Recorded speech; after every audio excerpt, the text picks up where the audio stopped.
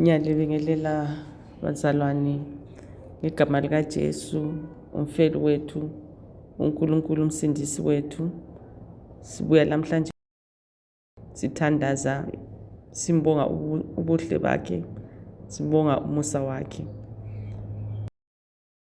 Sizabala uHagayi chapter 2, siqale kuvesi yokuqala.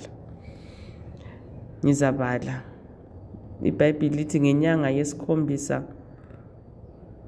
ngolwama-21 lwenyanga kwafika ilizwi lenkosi ngesandla sikaHagayi umprofeti lisithi, khuluma khathesi kuZerubhabheli indodana kaSheyathiyeli umbusi wakoJuda, lakuJoshuwa indodana kaJehozadaki umpristi omkhulu, lakunsali yabantu usithi, ngubani oseleyo phakathi kwenu obona lindlu enkazimulweni yayo yakuqala? Liyibona njani khathesi? Kayinjengento engekho yini emehlweni enu nxa ilinganiswa layo?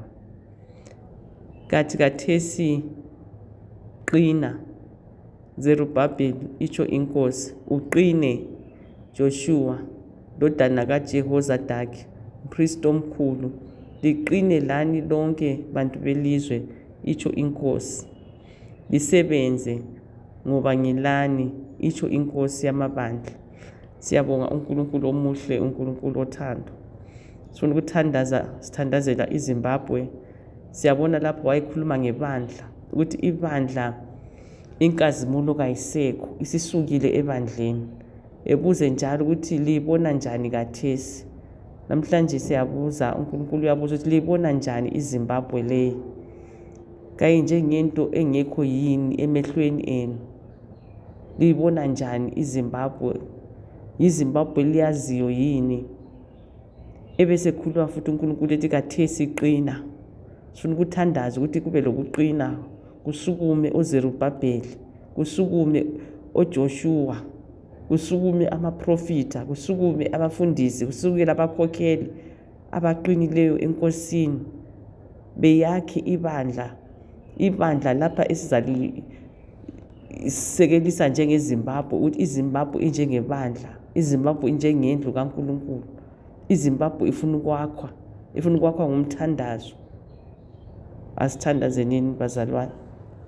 Nkosi Jesu, uNkulunkulu omuhle, Sindisi omuhle, Jehova omangalisayo, Nkosi yamakhosi, namhlanje ekuseni siyehla siguqa ezinyaweni zakho sithi uphakeme, uyingcwele, uyesabeka. uNkulunkulu, namhlanje siyayibona iZimbabwe, Nkosi yamakhosi. Siyayibona Nkosi yami ukuthi inkazimulo kayisekho. Siyayibona Nkosi yami ukuthi sokungamanxuwa. Siphinde njalo uNkulunkulu wami sibuye kuwe ngegama likaJesu sithi, Nkosi Jesu, wena ubona konke.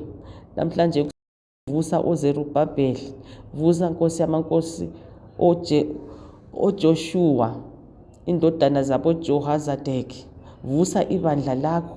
Siqalise ukwakha iZimbabwe, siqalise ukwakha ibandla lakho. Namhlanje Nkosi yamakhosi sivusa abafundisi, sivusa Nkosi yami omama, sivusa obaba bomthandazo, sivusa abantwana bomthandazo. Sithi uNkulunkulu akusukunywe eZimbabwe kuguqwe ngamadolo. Sibuye sizehlise ezinyaweni zakho sikhale ngoba iZimbabwe kayimanga kuhle. uNkulunkulu, namhlanje sithi nguwe wedwa umhlengi weZimbabwe. Azikula muntu ozasihlenga kodwa uJesu Kristu. Akula lenye igama esilithembileyo kodwa igama likaJesu Kristu.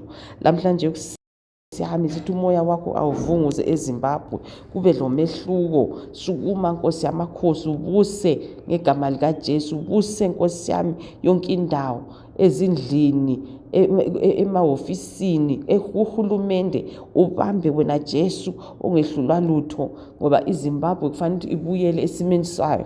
iZimbabwe kufanele ukuthi ibuyele esimeni sayo sokuba yilida, isimo sokuphakama, sokuthuthuka, sokuphumelela.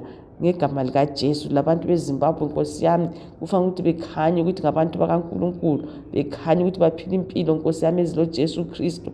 Baba siyabonga ukuthi wena ungasukuma kuleli lizwe kuzaba lokwesaba uNkulunkulu. Let there be a fear of the Lord. Abantu beme ngenyawo bebekwazi ukuthi akulalinye umuntu abangamthemba ngaphandle kaJesu Kristu.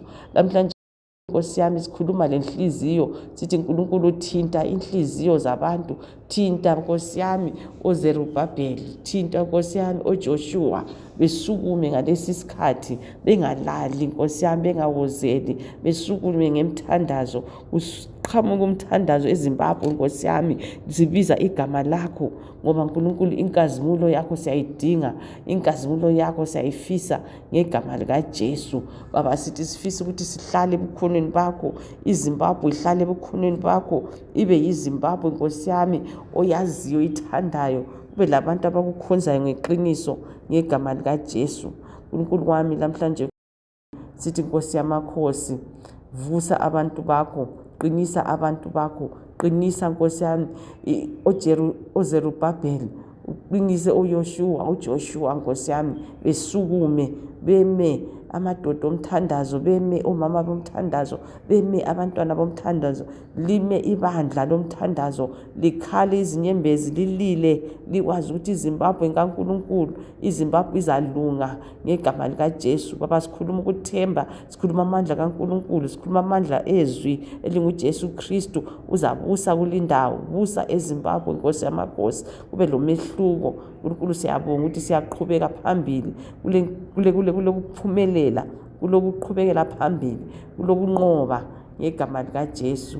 Baba namhlanje sithi kube nguwe wedwa obatshazwayo, kube nguwe wedwa obonakalayo kuleli lizwe. Siyakunika iZimbabwe, siyayifaka ezinyaweni zakho ngegama likaJesu Kristu Nkosi yethu. Amen.